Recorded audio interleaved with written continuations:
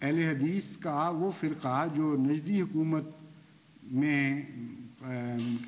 حکومت کے قیام میں ساتھ ملوث تھا، جس کو وہابی بھی کہتے ہیں، وہ فرقہ انگریز سے تقویت پا کر، انگریز سے مدد پا کر ایک حکومت قائم کرنے میں کامیاب ہوا۔ یہ تاریخی حقائق ہیں، لیکن میرے نزدیک اس کے باوجود کسی انسان کو یہ حق نہیں ہے کہ مذہبی نقطۂ نگاہ سے انہیں انگریز کا پودا کہے۔ یہ غیر انسانی حرکت ہے اور غیر شریفانہ حرکت ہے۔ اس لیے ان حقائق کے باوجود میں ان کو انگریز کا پودا نہیں کہتا۔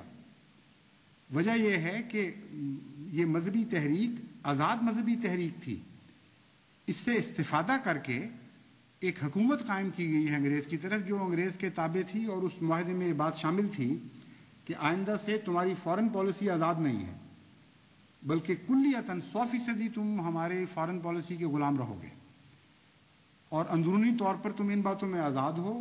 اس کے نتیجے میں ہم تمہیں اتنی رائفلیں دیں گے، کاربائنز کا لفظ لکھا ہوا ہے، اور اتنے ہزار پاؤنڈ دیں گے، اور یہ تمہارے حقوق ہیں اور یہ ہمارے حقوق ہیں۔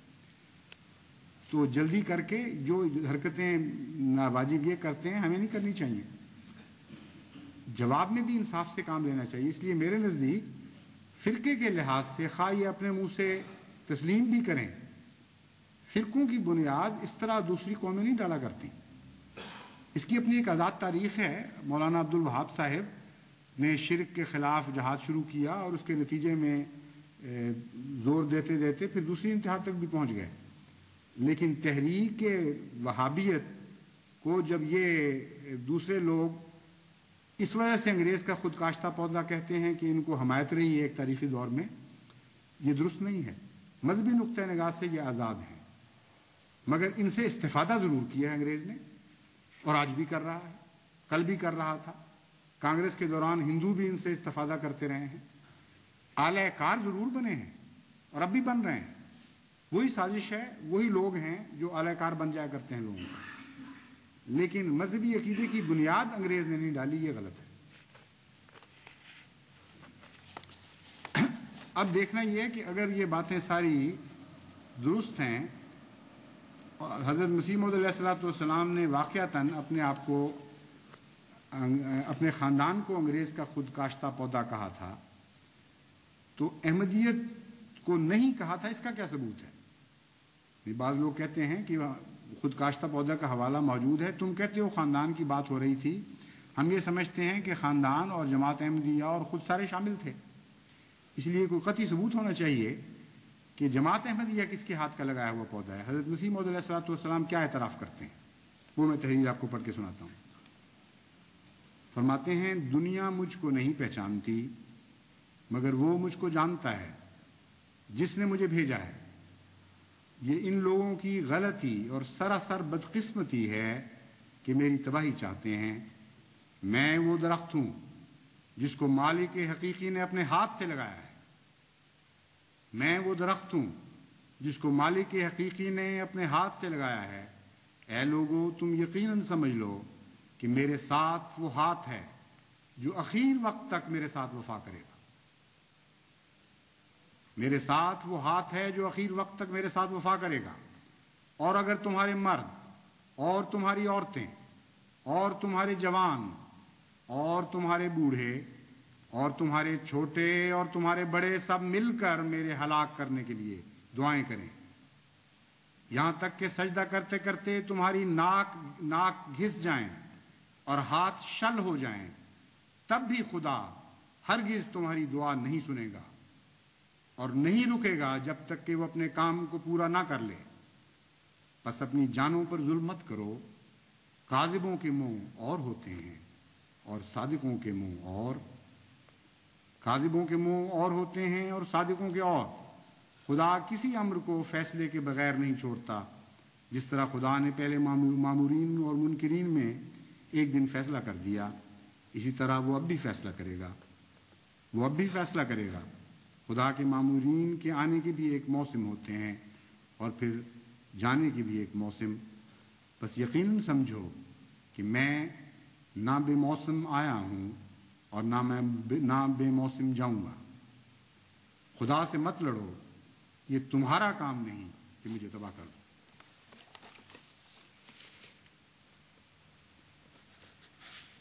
چونکہ وقت زیادہ ہو رہا ہے، اس لیے اس کا جو دوسرا حصہ ہے اسی مضمون کا وہ انشاءاللہ اگلے خطبے میں بیان کروں گا۔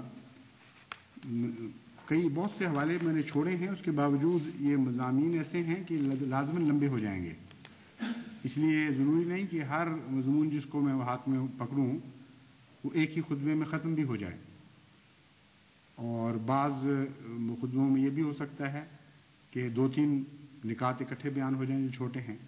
بہرحال میرا اندازہ ہے کہ انشاءاللہ 1-2 مہینے کے اندر یہ سلسلہ مکمل ہو جائے گا۔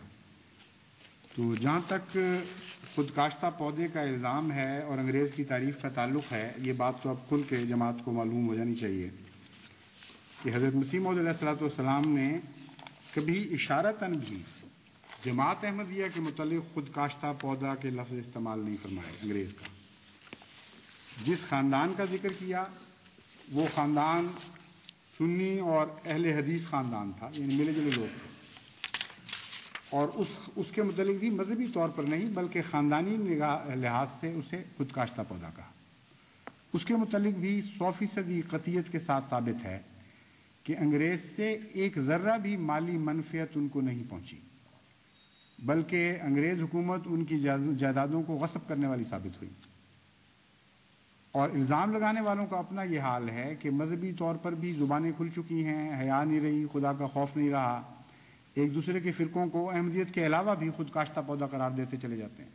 ایسا محاورہ ان کو پسند آیا ہے، یہ چھوڑتے ہی نہیں، اور تسلیم کرتے ہیں بعض جگہ خود اپنے متعلق، اور بتاتے ہیں لوگوں کو کہ ہاں ہماری بنیاد اس نے رکھی تھی۔ اور ایسے تاریخی حقائق ہیں جن کو آپ بدل نہیں سکتے، اپنی زندگی اپنے قیام کے مقاصد بھی بیان کرتے ہیں اور انہیں تسلیم کرتے چلے جاتے ہیں۔ اور آج یہی ہے وہ ٹولہ جس کے متعلق تاریخی حقائق سے ثابت ہے کہ انگریز نے اس کو ہمیشہ استعمال کیا ہے، خاص مقاصد کی خاطر، تاریخی لحاظ سے پیسے دے کر، مالی فائدے پہنچا کر ان سے بعض کام لیے ہیں۔ یہی آج پاکستان پر مسلط کیا جا رہا ہے، اور باقی فرقے جو بھاری اکثریت میں ہیں ان کو ہوش نہیں آنے دی جا رہی کہ ان کے ساتھ کیا ہو رہا ہے۔ ان کے حضرت مسیح موعود علیہ الصلوۃ والسلام کے خلاف اس قدر گند اچھالا جا رہا ہے کہ وہ لوگ بیچارے ایک ہی طرف دیکھ رہے ہیں، ان کو کوئی اور شکل صورت نظر ہی نہیں آ رہی۔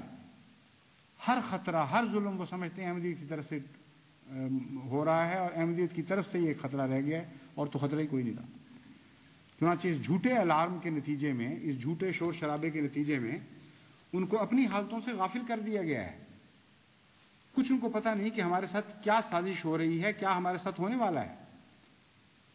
چنانچہ آپ دیکھیں گے کہ کچھ عرصے کے اندر اگر یہ صورتحال اسی طرح جاری رہی تو پاکستانی فوج کی طاقت سے ایک مذہبی فرقہ پاکستان پر ہمیشہ کے لیے مسلط کر دیا جائے گا، اسی کے نام اسلام رکھا جائے گا، اس کے خلاف جو کچھ بھی عقائد ہیں انہیں کسی نہ کسی رنگ میں متون کیا جائے گا۔